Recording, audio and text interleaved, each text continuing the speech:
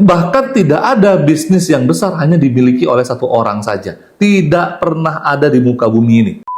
Kita membangun bisnis itu untuk passive income, untuk besar, untuk diwariskan, bukan jadi mediocre. Untuk itulah Bapak Ibu semuanya, kita butuh jadi pemimpin di bisnis kita. My Coach, the great online business coaching. Alhamdulillah Bapak Ibu semuanya, dirahmati Allah dimanapun berada. Senang sekali malam hari ini saya bertemu lagi dengan Bapak Ibu semuanya di forum Tunas, Bantu UMKM Naik Kelas. Ya, meskipun masih dalam judul atau khusus bagi pengusaha yang omset minimal 15 miliar per tahun, tapi juga mudah-mudahan ilmu yang kami bagikan ini relevan untuk Bapak Ibu yang masih pemula. Jadi mungkin bisa disimak saja dulu ya. Jadi kadang-kadang kalau relevan atau tidak relevan, ya nanti mudah-mudahan bisa dimaklumi.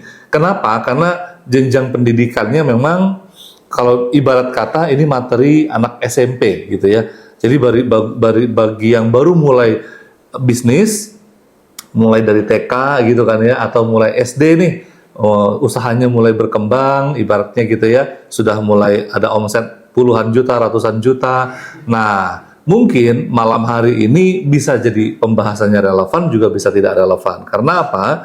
Karena yang ditujukan di sini adalah khusus yang sudah punya omset minimal 15 miliar per tahun atau di atas 1 miliar per bulan. Nah, kenapa judul pada malam hari ini kita jadikan unik nih? Jadilah pemimpin, bukan pemilik. Ya, bukan hanya sekedar pemilik. Karena banyak banget di luaran sana yang ini ambigu antara pemilik atau pemimpin bisnis, gitu ya. Nah, kita coba urai dulu, Bapak Ibu. Bapak Ibu semuanya yang dirahmati Allah, ya. Siapa di sini? Malam hari ini kita akan membahas sedikitnya ada 5 poin, ya. Yang pertama, 5 langkah sederhana menjadi pemimpin yang karismatik, gitu ya. Bagaimana bisa memimpin dan kemudian bisa membangun sistem bisnis yang terstandarisasi. Dan ini lanjutan dari pertemuan sebelumnya Bapak Ibu, ya. Jadi di pertemuan sebelumnya kita membahas ada 9 langkah bagaimana membangun bisnis yang terstandarisasi. Bagi Bapak Ibu yang ingin nonton, nanti bisa kita share linknya ya di kolom komentar ya Coach Arya. Nah, itu ada di pembahasan minggu lalu. Nah, kemudian bagaimana kita membangun value yang menjadi jiwa bagi perusahaan kita. Masya Allah ya, ini seperti manusia ya, punya jiwa. Bisnis itu pun juga punya jiwa ya. Makanya ada bisnis itu dibangun personality-nya. Nah, Bapak Ibu semuanya, ini sebenarnya berawal dari ketidakjelasan antara owner dengan CEO. Nah, bagi Bapak Ibu yang masih merintis bisnis, mungkin bareng sama pasangannya ya, ini bingung nih ya. Si pasangan ini, suami kita atau istri kita ini pemilik atau sebagai pemimpin gitu ya.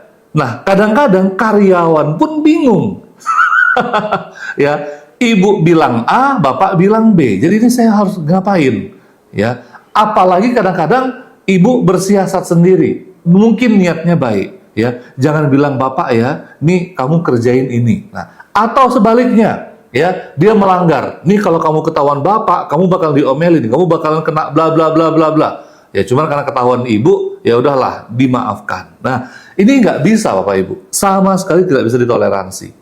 Tidak ada 2 kapten dalam satu kapal, ya. Hanya adalah satu kapten, gitu ya. Maka dari itu harus diperjelas. Anda ini sebagai owner atau CEO, ya. Jadi kadang banyak owner kan di dalam sebuah bisnis itu kadang-kadang punya lebih dari satu owner. Mungkin di dalam bisnis itu ada 3 owner atau 4 owner.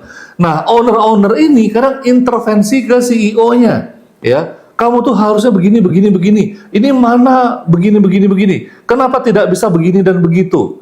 Nah, mereka lupa tugas mereka itu bukan memberikan insight. Kalau mereka mau memberikan insight, mereka harus jadi dewan komisaris. Ya. Nah, ini yang kadang-kadang lupa di banyak UMKM. Sehingga ketika bisnis ini jalan, banyak yang ngerecokin, ya. Ownernya lebih dari satu orang, CEO-nya pusing, akhirnya CEO-nya juga gamang dalam melangkah, ya. Nah, dan bias dalam mengambil keputusan, gitu. Atau kadang-kadang nih ownernya satu nih memang, gitu ya. seperti saya juga mengalami hal yang saya katakan ini dulu ya, sekitar berapa mungkin let's say 10 tahun yang lalu ketika saya mengawali sebuah bisnis, itu bisnis di bidang pendidikan ya, bimbel. Saya bias menempatkan diri sebagai CEO atau saya sebagai owner. Kalau owner, saya hanya menunggu laporan dari CEO saya. Tapi kalau CEO saya lah yang CEO-nya, maka saya juga bertanggung jawab penuh terhadap keputusan yang saya ambil, gitu. Ya, kebetulan saya ownernya, ya udah saya bertanggung jawab penuh, nggak ada backup lain, gitu. Jangan sampai ya owner ini bukan ranahnya merecoki CEO. Itu yang sering kali terjadi, Bapak Ibu. Ya, sehingga struktur komandonya ini nggak jelas. Nah, saya punya temen, ya ini sebenarnya temen ibu saya sih. Beliau buat rumah makan Padang. Rumah makan Padangnya itu luar biasa. Ya, tempatnya strategis banget. Bisa dibilang jantung kota Pekanbaru di Jalan Sudirman dekat Ramayana itu ya. Saya nggak boleh bilang ini ya. Tapi itulah. Jadi rumah makan ini dimiliki oleh sekitar 8 orang investor besar. Ya, investor. Wah, ibu-ibu arisan nih. Ya, yuk kita buat bisnis rame-rame yuk. Ayo. Ditunjuklah sebagai satu orang sebagai pengelola. Tapi 8 orang ini namanya ibu-ibu. Wah, itu sibuk ngomong. Ya, ini kok makanannya keasinan. Ini kok pelayanannya kurang. Ini kok bla bla bla bla. Mending kalau dia sebagai owner itu memberikan insight ke CEO-nya. Lah ini ya bahkan nyuruh ngasih perintah ke bawahan sang CEO atau ke bagian operasional. Ya, bagian operasionalnya bingung lah, ini siapa ibu ini tiba-tiba nyuruh-nyuruh saya. Ya, nggak didengerin, dia marah-marah gitu kan. Ya, ternyata dia salah satu ownernya gitu ya. Nah, ini bias ketika tidak jelas antara owner dan CEO. Muncullah mitos nih Bapak Ibu. Mitosnya apa? Kalau ownernya banyak, bisnis itu susah majunya. Yo, siapa di sini yang punya paradigma seperti ini? Kalau kita berbisnis itu kepalanya banyak gitu ya, itu nggak jalan-jalan nanti. Ada aja ya, banyak kepala lah, harus bla bla bla bla bla. Meeting sana, meeting sini, ada yang nggak setuju lagi gitu ya. Nah, ini sebenarnya mitos Bapak Ibu. Kenapa? Karena faktanya banyak perusahaan yang bahkan sudah listing di bursa saham, itu ownernya jutaan.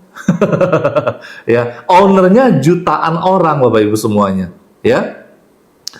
Ownernya jutaan orang, sehingga apa? Sehingga ketika bisnis itu dijalankan dengan profesional, menyerap dana publik, ya, bisnis itu tetap jalan, tetap tidak terganggu, tetap tidak terecoki oleh jutaan pemiliknya. Kenapa? Karena dia punya struktur yang jelas. Mulai dari dewan komisaris. Ini komisarisnya bukan asal komisaris ya, sekedar penyanyi band, sekedar dekat sama owner nanti terus tiba-tiba jadi komisaris. Enggak, komisaris betulan gitu ya. Karena kalau komisaris ecek-ecek ya perusahaannya juga nggak lama bangkrut gitu kan ya. Jadi disusun dulu mulai dari komisaris, dewan direksi gitu ya. Terus ada bagian manajemennya ya, sampai staff-staffnya disusun gitu ya. Nah, bagi Bapak Ibu yang saat ini masih merintis bisnis, ingin bermitra dengan mungkin adiknya, bermitra dengan saudaranya, bermitra dengan para pemegang saham yang lain, para penyuntik modal, maka pastikan dibentuk dewan komisaris ya, yang mengawasi jalannya aktivitas yang dipimpin oleh CEO tadi. Jadi CEO tadi dengerin dewan komisaris, bukan cuma dengerin owner. Karena owner itu ada owner yang punya suara, ada owner yang tidak punya suara, gitu kan ya. Jadi kalau kita jalani dengan komitmen, kita jalani dengan profesional, insya Allah bisnis ini akan tumbuh dan besar. Ya, bahkan tidak ada bisnis yang besar hanya dimiliki oleh satu orang saja. Tidak pernah ada di muka bumi ini. Ya, bisnis yang semakin besar, semakin banyak pemiliknya. Ya, semakin banyak pemiliknya. Jadi justru disitulah uniknya kerjasamanya Bapak Ibu. Makanya butuh profesionalisme. Nih mitos lagi. Berbisnis dengan keluarga itu nggak bagus, nggak baik, nanti ada masalah terbawa-bawa keluarga. Nah, ini mitos Bapak Ibu. Kenapa? Mayoritas perusahaan besar ya di dunia itu adalah perusahaan keluarga. Ya, PT Jarum, Bank BCA, itu terlepas dari halal atau haram ya. Kalau bank jelas haram sih sebenarnya ya, karena iya itu dalam agama kita dilarang ya. Tapi ini hanya contoh saja ya. Apalagi Gucci ya, perusahaan Gucci yang produksi tas atau sepatu yang bermerek ya, itu perusahaan keluarga. Saya sendiri juga punya bisnis keluarga yang dijalankan oleh ya keluarga saya hanya sekedar memiliki saja gitu ya, tidak mengelola tuh saat ini ya. Dulu saya sempat mengelola juga, dan yang kami temukan kenapa orang banyak kapok berbisnis dengan keluarga karena tidak profesional ya, dengan alasan, dengan dalih apa, mending kerjasama dengan orang lain, mending rekrut orang lain, nanti kalau ada apa-apa orang lain itu di-cut nggak pakai perasaan, kita nggak mesti harus korban perasaan. Tapi kalau keluarga nanti kita cut, itu bisa rusak keluarga. Nah, ini dari niatnya aja udah salah Bapak Ibu. Dari niatnya aja itu sudah seolah-olah kalau orang lain itu ya bisa di-cut seenaknya gitu. Ya, jadi sebenarnya kalau kita berbisnis dengan keluarga, ya udah, mana hak dan kewajiban kita. Ketika di rumah membahas tentang keluarga, di kantor membahas tentang bisnis gitu. Jadi jelas hak dan kewajiban kita. Kita lihat Samsung, itu kerajaan bisnis keluarga yang luar biasa. Ya, keluarga Lee yang mewarisi dari perusahaan Samsung itu ya. Itu rajanya di Korea lah kalau bisa kita bilang. Kalau Samsung itu sempat bangkrut, Korea itu pun sangat terdampak. Ya segitu besarnya Samsung itu. Itu bisnis keluarga. Jadi sekali lagi, kalau kita mau besar, tetaplah jadilah pebisnis yang profesional. Jangan cuma jadi pedagang. Dagang bedanya dengan bisnis apa ya? Kalau dagang ya sekedar jual beli doang. Ya, ini ada uang masuk ke laci, ya udah gitu ya. Sebatas itu aja. Ya, sementara namanya pebisnis itu diurusin dari A sampai Z, ya, membangun aset. Aset ada yang intangible, ada yang tangible, ya. Intangible aset adalah aset yang nggak nampak tapi bisa dirasakan. Salah satunya apa? Brand, ya, brand. Kemudian apa lagi? Tim, ya, super tim. Itu adalah aset yang tidak nampak tapi berdampak kepada bisnis kita. Kalau aset yang nampak ya jelas itu toko, barang dagang dan yang lainnya gitu ya. Kemudian mitos lagi, jangan bersaing dengan raksasa bisnis, pasti kita kalah. Oh, ini mitos banget. Kenapa? Kita udah lihat bagaimana Gojek ya itu mengalahkan Bluebird. Yang mana Gojek itu cuma anak bawang, nggak diperhitungkan oleh Bluebird, tiba-tiba jadi raksasa dan menggoyang Bluebird sampai akhirnya mereka bekerja sama. Ya, ini ada kisah unik. Ketika itu saya lagi di Bandung mengikuti salah satu training yang dilaksanakan oleh Coach Han, coachnya saya, ya, guru saya. Coach Han ketika itu ketemu dengan salah satu calon kliennya, yaitu taksi nomor 2 di Jakarta. Ya, perusahaan taksi yang hebat banget lah, gitu ya. Perusahaan taksi ini sudah diingatkan sama Coach Han, masuk aja kerjasama aja ke Gojek atau Grab, ya. Karena di luar udah terbukti ojek online ini memang membuat disrupsi gitu, membuat gangguan atau membuat perubahan perilaku konsumen menggunakan taksi gitu. Nah, si perusahaan taksi yang tadi nomor 2 ini tetap kekeh, enggak lah, kita tetap dengan kita mau hadang, kita lawan taksi online ini, Gojek dan Grab. Ya, akhirnya apa? Taksi tadi terlindas dan sekarang namanya pun kita udah nggak dengar lagi. Dan saya tidak boleh menyebutkan nama taksi tersebut gitu ya. Tapi intinya taksi itu sudah tidak terdengar lagi. Ya. Karena apa? Karena mereka meremehkan. Nah, jadi Bapak Ibu semuanya, pelajaran yang bisa kita ambil. Pelajaran yang bisa kita ambil adalah jangan takut bersaing meskipun saat ini kita kecil. Saat ini kita masih merintis. Berapa banyak perusahaan-perusahaan yang masih merintis hari ini itu mampu menggoyangkan raksasa-raksasa bisnis yang besar, ya. Nah, baik, kita lanjut lagi, ya. Yang keempat, ya, mitos yang lainnya adalah lebih baik pivot daripada mediocre jadi di dalam bisnis. Nah, Banyak pengusaha yang takut pivot. Pivot itu apa? Berpindah haluan, ya, berpindah industri, ya, berpindah industri dalam bisnis. Nah, baik, Bapak Ibu semuanya, kalau kita mungkin dulu yang tahu dengan Siemens, merek Siemens gitu ya. Siemens itu kalau yang tahu mereknya ini mesti udah seumuran saya nih ya. Udah umurannya 30 atau 40-an gitu ya. Kalau yang anak umur 20-an tadi kameramen saya ya, itu dia nggak tahu bahwa ada merek Siemens. Kalau yang tahu merek Siemens gitu ya, kemana Siemens ini? Kalau dulu kan merajai banget sampai jadi sponsor bola ya, Siemens Mobile ya. Awal-awal itu Nokia, Ericsson, dan Siemens. Tapi kemana Siemens? Siemens sekarang menjadi rajanya alat kesehatan. Nah, ya. Sekarang Siemens ini menempati nomor 2 di bawah GE, General Electric, ya, yang memproduksi alat kesehatan. Dia menjadi raja di industri yang baru.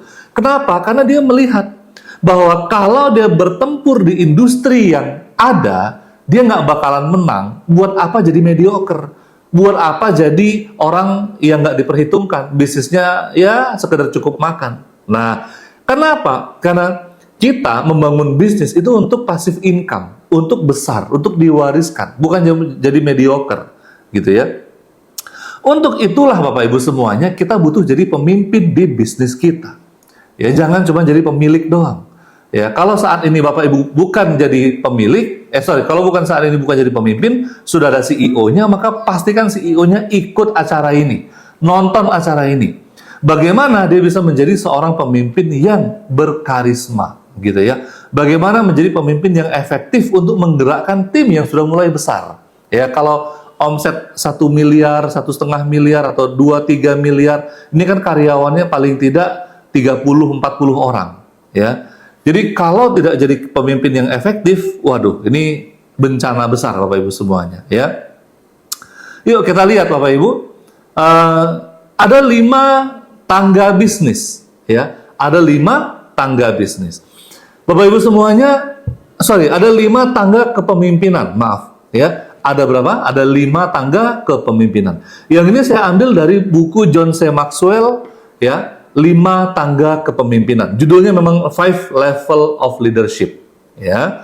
Nah, ini bukunya 5 Level of Leadership. Ya, mungkin yang nonton via YouTube yang nanti nampak ya, kelihatan ya. Kalau sekarang ini mungkin nggak kelihatan gambarnya ya. Nah, 5 Level of Leadership, di mana kepemimpinan itu dibagi atas 5 tahapan, Bapak Ibu semuanya. Ya, tahapan pertama adalah tahapan position atau dia memimpin karena jabatan. Ini nih biasanya nih, ya, saya zoom dulu tuh, ya, orang yang memimpin karena jabatan, ya. Artinya karyawan Bapak Ibu itu ngikut Bapak Ibu karena jabatan yang Bapak Ibu miliki. Di luar itu ya udah masa bodoh, ya. Makanya banyak banget saya ketemu ketika pemimpinnya level jabatan itu, ketika karyawan disuruh lembur, wah, ngedumel-dumel. Ketika karyawan minta tolong sedikit aja tambahan pekerjaan, wah, udah ngomel-ngomel, ya. Belum lagi banyak karyawan yang jaga jarak dengan posisi jabatan ini. Contoh nih, Bapak Ibu sebagai CEO ya, tidak dekat dengan karyawannya. Ya, mereka mau keluar aja ya. Nggak ada rasa sense of belongingnya. Sangat berbeda dengan level kedua, yaitu level permisi gitu ya. Level ini adalah membangun hubungan. Nah, ini juga banyak mitos. Ketika coach, saya sudah bangun hubungan yang dekat dengan karyawan saya, tapi saya dihianati.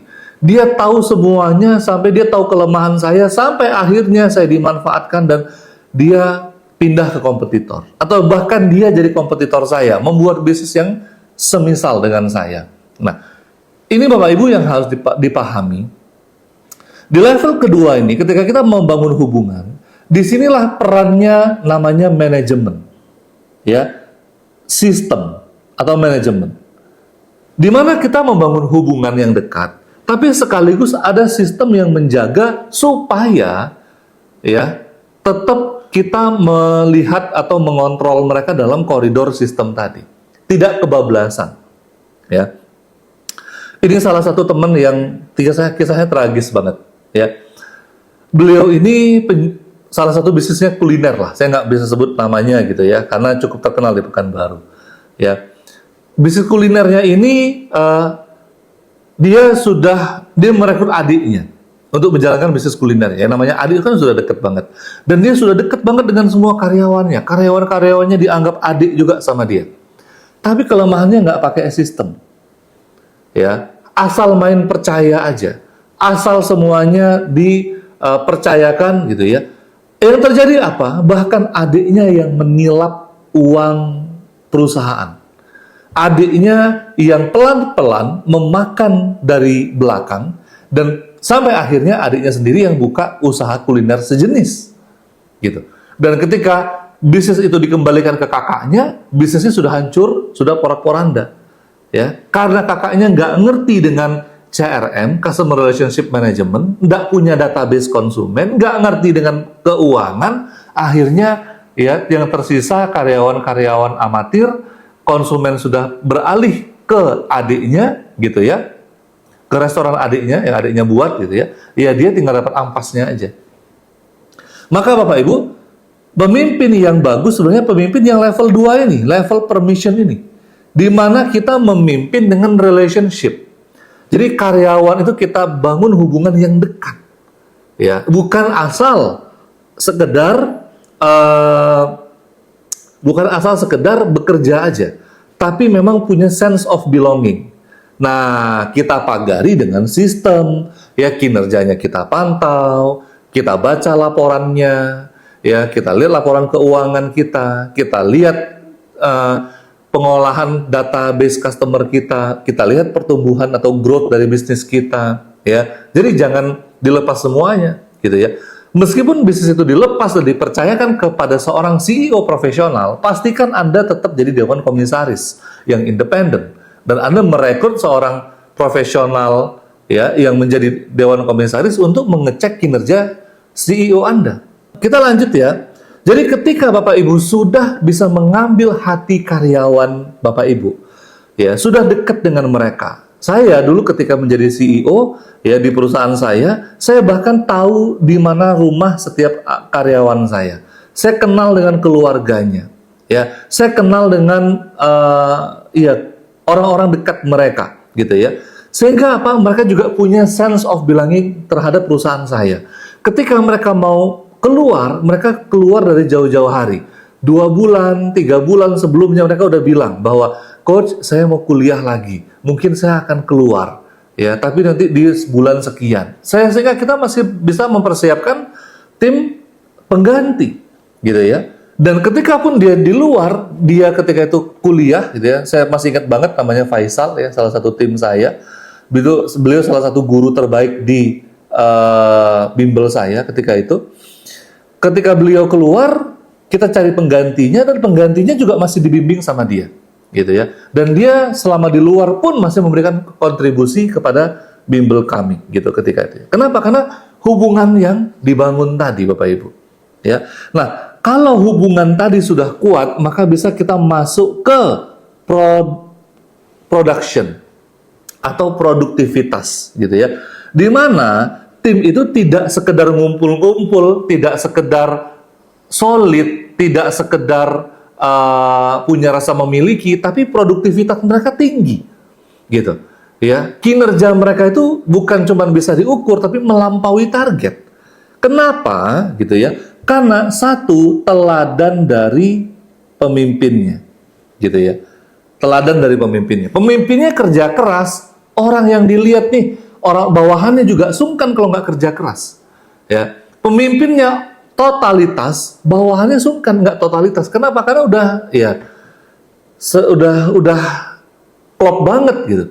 Dia ngelihat sendiri bagaimana pemimpinnya, bagaimana kita itu memang totalitas, out of the box ya. Ketika bekerja itu pemikiran-pemikirannya itu ide-idenya kreatif gitu. Sehingga mereka akan terangsang untuk ikut produktif juga gitu. Bahkan mereka malu kalau nggak produktif gitu ya. Selanjutnya, setelah produktif kita naik ke people development. Nah, disinilah kita mencetak kader pemimpin berikutnya atau kaderisasi. Kita mencetak pemimpin. Nah, ini nanti akan saya bahas di belakang, ya. Bagaimana banyak orang kehilangan karyawan-karyawan hebat karena tidak ada jenjang karir di perusahaannya. Mentok di situ aja. Karyawannya ya nggak mau. Karyawan tuh mau bertumbuh, Pak. Karyawan tuh sama seperti kita, ya. Tadinya mungkin dia masih bujang, ketika dia menikah, dia punya anak, kok penghasilannya begini-begini aja. Kok tempat kerja saya ya begitu-begitu aja. Ya nggak ada jenjang karir. Ya udah dicari perusahaan yang bonafit, ya. Akhirnya kita jadi ya batu loncatan doang, kutu loncat kita bilang gitu. Ah, kamu kutu loncat, kamu udah senior kok malah pindah gitu. Ya salah sendiri, Pak. Kenapa kok tidak dibuat jenjang karir di perusahaan Anda? Kenapa kok visi Anda itu mentok gitu? Ini yang sering kali terjadi di banyak pengusaha yang sudah level miliaran, mereka mulai santai. Mereka mulai, sudahlah kita menikmati hasil kerja keras kita gitu ya. Mulai sering absen, ya, sering nggak datang, ya. Mulai nggak datang sih nggak masalah gitu ya. Tapi yang kacaunya adalah nggak dikontrol timnya, ya. Yang lebih kacau lagi adalah kehilangan visi, gitu. Sehingga apa? Sehingga tim yang tadinya harusnya kita kaderisasi, harusnya mereka menjadi manajer, ya. Ini mereka keluar mencari peluang yang lain. Harusnya mereka menjadi supervisor, mereka keluar, ya, mencari peluang yang lain, ya. Dan sampailah harusnya Anda di level kelima, ya, yaitu pemimpin yang karismatik, ya. Orang respect karena apa? Karena value yang Anda miliki. Nah, ya. Baik Bapak Ibu semuanya. Jadi ini adalah 5 level kepemimpinan. Sekarang coba cek Anda ada di level mana? Ya, kalau Anda masih di level posisi, masih di level jabatan, orang takut sama Anda karena jabatan Anda, segera naik level ke permission atau hubungan. Bangun hubungan yang erat dengan tim Anda. Kalau hubungan Anda sudah erat dengan tim Anda, tapi Anda takut bagaimana nanti dikhianati, nanti takut tim Anda itu mereka ngambil kesempatan dalam kesempitan. Ya udah bangun sistem. Tujuannya dibangun sistem itu supaya transparansi, gitu ya, supaya sama-sama enak, ya. Tim juga menjalani bisnis menjadi karyawan itu semangat gitu ya. Dia ngelihat ini bisnis besar bakalan jadi luar biasa dan dia akan berkontribusi di situ gitu ya. Dan Anda pun ya bisa semakin semangat lagi menjadi CEO gitu ya. Kenapa? Ya, karena Anda punya impian besar, Anda akan memiliki jenderal-jenderal hebat ya, orang-orang hebat yang Anda cetak dari sekarang ini. Nah, ya. Kita lanjut ke part kedua Bapak Ibu. 9 langkah membangun bisnis autopilot yang sudah saya bahas di minggu kemarin. Bagi Bapak Ibu yang sudah ikut minggu kemarin, siapa? Boleh komen ya yang sudah ikut di minggu kemarin. Ada 9 langkah. Yang pertama adalah merancang bisnis modelnya, ya. Yang kedua adalah kita membangun visi dan misi. Nah, saya tekankan pembahasan malam kita akan tekankan di visi, misi dan value ini Bapak Ibu. Karena kalau kita membahas 9-9-nya sampai besok pagi gitu ya, kita nggak selesai gitu ya. Karena materi pembahasan ini training berapa hari ya saya padatkan gitu ya. Nah, jadi business mapping kita sudah kenal, kemarin kita sempat bahas tentang bisnis canvas gitu ya. Bagaimana Bapak Ibu membangun bisnisnya dari bisnis canvas ya, bisa melihat dari helikopter view gitu ya. Kemudian yang ketiga, struktur organisasi. Jadi ketika visi dan misi, value ini sudah jelas, baru kita bisa membangun struktur organisasi dan job desk yang juga jelas. Ya, siapa yang mengerjakan apa, targetnya berapa, dan hasilnya bagaimana. Nah, ya. Barulah kemudian kita bisa membangun 4 pilar utama, ya. Divisi operasional, HRD, dan keuangan. Ya, barulah kita kemudian bisa membangun matriks kompetensi. Matriks kompetensi ini digunakan untuk membangun jenjang karir. Ya, jadi kita menstandarkan kompetensi tim kita. Ya, CEO itu kompetensinya apa saja. ya GM kompetensinya apa saja, manajer kompetensinya apa saja, manajer keuangan, manajer operasional, manajer marketing, manajer SDM, gitu ya.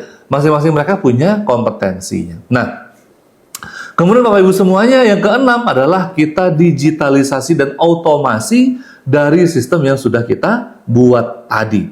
Ya, sistem itu bukan software. Software hanya adalah bagian dari sistem atau tools saja, gitu ya. Yang ketujuh, kita implementasikan dan kita training ya kepada tim kita. Dan kedelapan, kita monitoring dan evaluasi ya, disiplin untuk monitoring dan evaluasi sistem yang sudah kita buat. Dan terakhir ya, kita develop dan scale up. Kita kembangkan terus-menerus karena bisnis kita terus berkembang. Nah, masing-masing 9 langkah ini saya pecah di masing-masing webinar. Jadi malam hari ini saya akan fokus membahas topik yang kedua, yaitu visi, misi, dan value. Di mana sebelumnya saya sudah membahas tentang bisnis canvas ini, ya. Di sini ada kalimat yang sama, yaitu value proposition, gitu ya. Apakah value yang dimaksud visi, misi, dan value ini sama dengan value ini, Coach? Nah, kita akan lihat Bapak Ibu ya. Baik, Bapak Ibu semuanya, ya. Visi, misi, dan value. Ya, seringkali leader dan tim itu tidak bekerja menuju visi. Mereka hanya berkutat dengan masalah harian saja. Ya, mereka bingung. Kenapa? Karena yang terjadi ya setiap hari itu terjebak dengan rutinitas. Bangun pagi ini sudah ada daftar kerjaan ya, mulai dari stock of name, kemudian melayani pelanggan, kemudian input data, dan kemudian dan sebagainya, order barang ya, sehingga tenggelam dalam aktivitas dan lupa kemana visi dan misinya, gitu ya. Padahal visi dan misi ini adalah arah kita, atau sebaliknya, visi misinya dibuat keren banget ya. Banyak saya jumpai pengusaha yang omset miliaran itu membuat visinya itu masya Allah ya, sampai dia sendiri nggak hafal dengan visi misinya, saking kalimatnya itu dibuat cantik, dibuat menarik gitu ya. Tapi nggak tahu esensinya apa gitu. Nah, padahal sederhananya visi itu ya aspirasi kita ya. Ini arahnya mau kemana sih sebenarnya gitu ya. Kita mau punya berapa banyak cabang? Kita mau punya bisnis yang gede di satu kota atau hanya di beberapa kota, atau kita punya bisnis yang kecil-kecil tapi ada di banyak kota atau di banyak tempat, atau kita punya bisnis itu di 40 kota besar di Indonesia ya, atau kita sampai expand ke luar negeri, atau apa nih arahnya gitu ya. Dan ini tidak melulu dengan uang Bapak Ibu semuanya ya. Ini juga punya nilai atau value di mana kita memberikan kontribusi untuk alam misalnya, kita memberikan kontribusi untuk masyarakat, untuk negara. Nah, kemudian ya, inspiratif. Nah, di mana ketika visi ini digaungkan, ini membakar semangat Bapak Ibu, ya. Dan kemudian yang terakhir konsisten, ya. Tidak mudah berubah. Walaupun zaman berubah, tapi esensinya tetap sama. Nah, Bapak Ibu semuanya, kita melihat, kita ambil contoh ya, salah satu bagaimana visi besar itu terwujud ya, itu adalah dari negara Jepang. Jepang ya, ketika dibom atom oleh Amerika ya, dengan kondisi yang tidak masuk akal, di mana negaranya lagi kalah perang ya, harus bayar royalti yang besar, kehilangan banyak penduduknya ya. Tapi kaisarnya tidak kehilangan visi ya.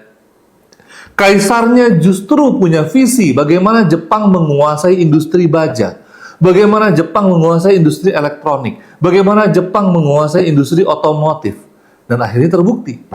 Ya, setiap pagi semua masyarakat Jepang harus mengikrarkan bahwa Jepang akan menguasai 3 industri tadi, dan ternyata tahun 90-an, tahun 2000-an terbukti. Tapi karena terbukti, karena sudah mencapai visi besarnya tadi, ya mereka pun down, mereka pun mulai perlahan turun. Ya, tidak ada lagi yang membakar semangat, Tidak ada lagi yang membakar semangat rakyat untuk terus keep moving forward. Akhirnya apa? Yang terjadi disalib oleh negara-negara yang lainnya. Ada China, ya, ada Korea, ya, dan banyak negara-negara yang bahkan sekarang Vietnam pun sudah bangkit, ya, India itu sudah bangkit, ya. Nah, kalau kita kembalikan ke dalam contoh perusahaan, ini saya punya contoh yang paling bagus adalah Microsoft, gitu ya. Nah, jadi di sini sebelum saya ke Microsoft, saya pengen menelisik sedikit dulu, gitu ya. Kenapa banyak visi dan misi ini terlalu muluk-muluk, ya? Jadi tadi saya sempat mengatakan bahwa ownernya tadi, ya, atau CEO-nya itu sampai nggak hafal dengan visinya, gitu ya. Karena saking panjang lebar, gitu ya, apalagi misinya, waduh, luar biasa, ya, poin-poinnya, gitu ya. Kenapa? Karena hanya formalitas, Bapak Ibu semuanya, ya, tidak turun dengan realitas bisnisnya. Saya punya salah satu teman, ya, beliau buka bisnis pendidikan juga, gitu ya. Di bisnis pendidikan itu tertulis bagaimana anak didik ini bisa mandiri dan menjadi entrepreneur. Saya tanya, emang kurikulum entrepreneurnya apa? Nggak ada, ya, belum ada. Lah terus ngapain buat visi seperti itu? Ya keren dong, gitu. Ya, ini nggak realistis, ya. Nah, kemudian lebih ingin keren daripada relevan, Bapak Ibu. Ya, ini yang paling banyak terjadi. Tidak jelas ini misi atau target. Ya, kalau visi tadi adalah target kita untuk jangka panjang, misi adalah langkah untuk mencapai visi tadi, gitu ya. Dan bahkan dia nggak jelas mana misi, mana target, mana strategi, gitu ya. Sehingga yang lebih parah lagi adalah kurang disosialisasikan ke timnya, sehingga tim itu nggak tahu. Sehingga kalaupun ada visi dan misi itu terpampang di dinding, ya itu jadi hiasan aja, ya. Karyawan ya sudah kerja dari pagi pulang sore, akhir bulan selesai tutup buku, awal bulan gajian, dan begitu aja terus, ya. Ingat Bapak Ibu, karyawan tuh nggak bodoh, ya. Mereka nggak akan mau seperti itu aja. Mereka juga ingin berkembang, ya. Bagaimana di bisnis kami, gitu ya. Kami selalu berinovasi, ya. Pengen bagaimana karyawan itu setidaknya naik gaji dan naik level. Nah, ya, dan itu sulit, iya, ya. Walaupun sudah omset miliaran, gitu ya, tapi ketika kita masuk zona nyaman, tidak lagi berkembang, ya sudah siap-siap kita akan kehilangan karyawan terbaik kita, gitu ya. Makanya banyak pengusaha yang tetap semangat meskipun omsetnya sudah puluhan miliar. Kenapa? Karena dia memikirkan orang di bawahnya. Bagaimana orang di bawah ini tetap harus bertumbuh. Kalau dia letih, kalau dia capek, nggak mau lagi memimpin, ya udah serahkan ke CEO yang profesional. Dia jadi dewan komisaris saja, gitu. Nah, baik, kita akan lihat bagaimana contoh sebuah visi yang besar, ya. Visi yang naik dan turun, ya. Itu dari Microsoft. Nah, kita bisa lihat di sini Bapak Ibu semuanya, ya, Microsoft berkembang mulai dari tahun 75 ditemukan, ya, atau didirikan oleh Bill Gates dan Paul Allen, gitu ya. Saya lupa, bener nggak ya Paul Allen? Nanti dicarilah, ya. Nah, Microsoft sendiri Bapak Ibu ketika berdiri, ya visinya nggak akan muluk-muluk, ya. Nggak bagaimana menaklukkan dunia, gitu ya. Bagaimana bisa komputer itu semuanya menggunakan Windows? Enggak. Microsoft di awal itu ya cuma memproduksi, ya, komputer yang sederhana, gitu, ya. Nah, baru kemudian di tahun 80-an, nah, muncul nih visinya mereka, ya. Di mana di tahun 80-an itu visi Microsoft adalah komputer every desk and in every home. Nah, bagaimana mereka punya visi di komputer di setiap rumah itu menggunakan softwarenya Microsoft, yaitu Windows, ya. Dan bagaimana Microsoft ini mendobrak setiap rumah itu punya komputer pribadi. Itu tahun 80-an, Bapak Ibu. Bayangkan, ya. Saya kelahiran tahun 87, saya masih ingat banget ketika saya masih kecil, mainan saya itu komputer bapak saya itu masih DOS, gitu ya. Microsoft-nya masih ya masih DOS lah sistem operasinya. Belum Microsoft, sudah Microsoft sih, tapi belum Windows gitu ya. Windows itu saya masih ingat banget tuh saya SMP, ya tahun 2000-an gitu ya. Nah, Microsoft sudah berpikir sejauh itu di tahun 80-an. Bagaimana di setiap meja itu ada komputer dan komputer itu menggunakan software dari Microsoft gitu ya. Nah, sehingga apa? Fokus mereka jelas. Bagaimana menjadikan PC kebutuhan massal ya. Nah, mulailah di tahun 90-an ketika era internet gitu ya, visi ini bergeser dengan bertambah akses informasi global. Jadi visinya bertumbuh Bapak Ibu. Kita lihat ini periodenya udah 10 tahun ya. Dan kita lihat pun logonya udah berubah ya. Nah, dari 82, 87 ke 2012 gitu ya, udah berubah. Seiring perubahan visi mereka. Di tahun 90-an di mana awal sekali internet ya, Bill Gates ini melihat bahwa internet ini masa depan banget. Makanya kita kenal dengan dulu ada Internet Explorer ya, produk-produk dari Microsoft ini ya. Saya masih ingat banget dulu ketika connect dengan internet itu, Internet Explorer itu agak berisik dia, ada suaranya gitu ya. Nah, jadi ini visi mereka berkembang ya. Kemudian masuk ke era 2000-an di mana era connected computing gitu ya. Di mana visi mereka itu sudah bukan lagi komputer di setiap meja, udah terlaksana. Ya, di tahun 90-an orang sudah punya personal komputer. Sekarang pertanyaannya di era 2000-an ketika itu adalah bagaimana empowering people through the great software, anytime, any place, and any device. Jadi bagaimana Microsoft itu hadir ya di beragam perangkat.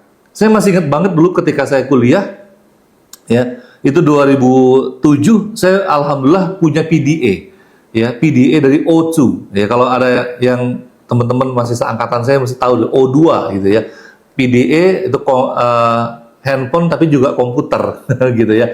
Pakai stylus. Wah, susah banget dulu mengoperasikannya. Keren sih tapi ya agak kurang nyaman digunakan ya. Itu sebelum era iPhone ya.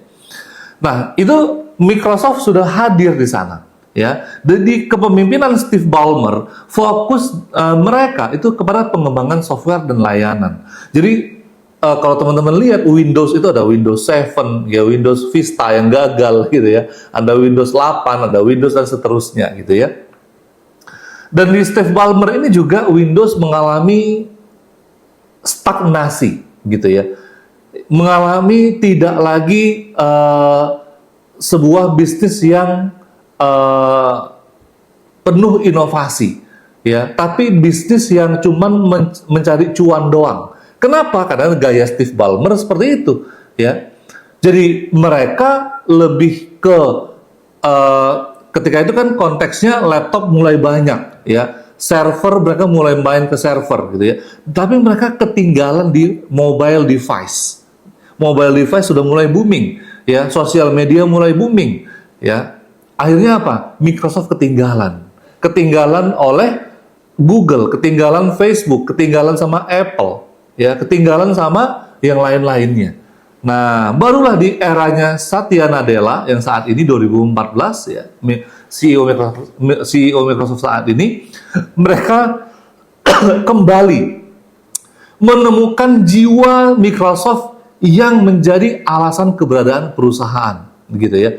Jadi pasang surut bisnis itu biasa Bapak Ibu, ya. Yang nggak boleh adalah ketika kita terus-terusan terjebak dalam zona nyaman, atau sebaliknya kita terjebak dalam burnout-nya kita. Ya, kita stuck. Kenapa? Karena nggak berani ngerekrut yang profesional. Nanti gimana gajinya? Nggak berani ngerekrut, akhirnya hanya rekrut yang amatiran aja. Ya, stagnasi di situ-situ aja. Ya, di Steve Ballmer, ya Microsoft juga stuck, gitu ya. Tapi secara pendapatan bertumbuh. Hanya secara perkembangan bisnis, secara saham mereka stuck. Ya, dari yang tadinya visi mereka computer in every desk and in every home gitu ya, mereka berubah, bertransformasi menjadi the empower every person and every organization on the planet to achieve more. Ya, kalau di bahasa Indonesia kan gitu ya, bagaimana mengempower, ya, mengembangkan setiap person, setiap organisasi, setiap orang ya di planet ini untuk meraih sesuatu yang lebih besar. Ya, makanya Microsoft menggandeng ChatGPT, OpenAI gitu ya. Wah, ini booming sekali. Ya, belum lagi Microsoft itu melampaui Google dan Apple ya, karena lompatannya di bidang AI tadi. Ya, belum lagi mereka launching produk ada namanya HoloLens ya. Jadi kacamata yang seperti lens hologram. Nanti Bapak Ibu cari sendiri ya, HoloLens itu transformatif banget ya, inovatif banget ya. Nah, Bapak Ibu semuanya, jadi kalau kita lihat value gitu ya, value yang ditanamkan oleh Satya Nadella tadi gitu ya, di mana Microsoft itu tumbuh lagi menjadi perusahaan yang inovatif, tumbuh kembali menjadi perusahaan yang mendobrak peradaban gitu ya, menciptakan hal-hal yang baru yang belum pernah ada gitu ya. Kenapa? Karena ada value. Nah, seringkali value ini disalahartikan gitu ya. Dikira cuman sekedar value jualan aja. Enggak. Value ini adalah jiwanya kita, nilai dan keyakinannya kita, Bapak Ibu. Ya. Jadi value itu ada dua. Ada internal value atau core value dan ada external value. Internal value adalah nilai yang kita pegang yang dipegang oleh organisasi untuk mengatur karyawannya. Ya, jadi kalau kita punya value itu integritas atau inovasi, teamwork, kekeluargaan, itu yang kita tanamkan dalam tim kita dan bagaimana kita membudayakan itu, ya. Bagaimana core value ini tertanam di setiap tim kita, di setiap jiwa dari tim kita, sehingga ketika mereka mengambil tindakan, mereka mengambil keputusan, mereka bekerja itu berdasarkan dari core value yang sudah kita terapkan. Saya ambil contoh, ketika saya membangun lembaga pendidikan, ya, saya menanamkan salah satu core value-nya adalah kekeluargaan. Maka kita tuh punya budaya setiap Lebaran itu silaturahmi ke rumah-rumah partner kita. Partner itu adalah karyawan. Jadi kami menyebutnya di lembaga kami itu bukan karyawan tapi partner. Ya.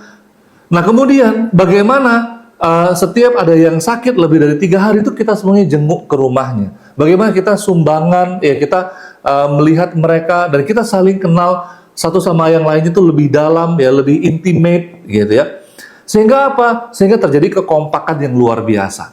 Ya, akhirnya apa? Konsumen merasakan value itu. Konsumen merasakan bahwa wah ini nggak cuma sekedar bimbel. Nah, ya. Sehingga efek sampingnya apa? Efeknya membentuk ya karakter perusahaan dan mempengaruhi cara kerja karyawan.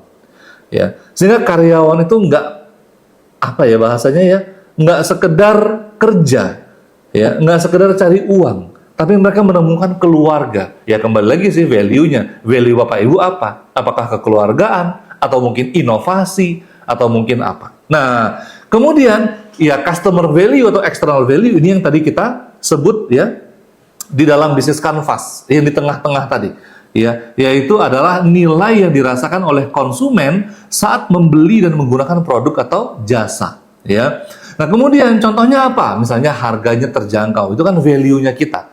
Atau kenyamanan, kecepatan, kualitas yang premium. Nah ini adalah value yang kita sodorkan ke konsumen kita sesuai dengan target market kita. Karena image dari harga itu sesuai dengan target market, gitu ya. Murah bagi sebagian orang, itu mahal bagi golongan yang lain, gitu ya. Nah, kemudian ya, fungsi dari customer value ini alasan sebagai konsumen untuk memilih produk Anda. Kenapa orang setia dengan produk Anda? Ini adalah external value, gitu ya. Kenapa mereka harus membeli produk Anda? Apa bedanya dengan kompetitor? Kenapa mereka harus bayar lebih untuk membeli produk Anda, gitu ya. Nah, salah satu contoh ya, kami tadi saya contohkan lagi ke salah satu bisnis saya, itu bimbel ya, atau sekolahan gitu ya. Di sekolah kami SPP-nya itu lebih mahal dari sekolah yang biasanya. Ya, SD-nya lebih mahal, TK-nya lebih mahal. Tapi bagi anak duafa, anak yatim kami gratiskan. Ya, kami gratiskan bagi anak duafa dan yatim. Tapi bagi mereka yang mampu, itu SPP-nya lebih mahal. Kenapa? Karena ada value lebih, gitu ya. Value-nya bagaimana membuat anak itu punya adab. Value-nya bagaimana membuat anak kecanduan belajar. Value-nya bagaimana membuat anak itu hormat ke orang tuanya. Ya, mereka punya tata krama atau adab yang di atas rata-rata anak-anak yang lainnya. Gitu. Itu yang kami tanamkan dalam program di bimbel atau sekolah yang kami dirikan tadi. Nah, sehingga efeknya apa? Efeknya jadi USP, unique selling proposition di market kita, gitu ya. Jadi orang memilih, oh kalau mau sekolah yang tahfiz Quran, pilih sekolah A. Oh kalau mau sekolah yang menonjolkan adab, karakter, ya, kemudian mendidik anak itu sesuai dengan passion, ya, sehingga nanti anaknya itu bisa di usia muda itu hobinya atau passionnya sudah tersalurkan, oh pilih sekolah kami misalnya begitu ya. Oh ini pengen sekolah yang mengedepankan science, oh pilih sekolah X misalnya begitu. Nah itu kan masing-masing punya USP atau unique selling proposition. Tidak ada yang lebih baik, tidak ada yang jelek. Yang ada adalah masing-masing punya positioningnya. Ini yang namanya external value. Jadi jelas ya. Jadi value-nya ada dua, internal dan eksternal. Baik Bapak Ibu semuanya, seperti yang saya katakan tadi, kita cuma bisa bahas sampai di core value. Jadi visi, misi, dan value. Ya, baru poin kedua. Nanti selanjutnya kita akan bahas di poin di pertemuan berikutnya.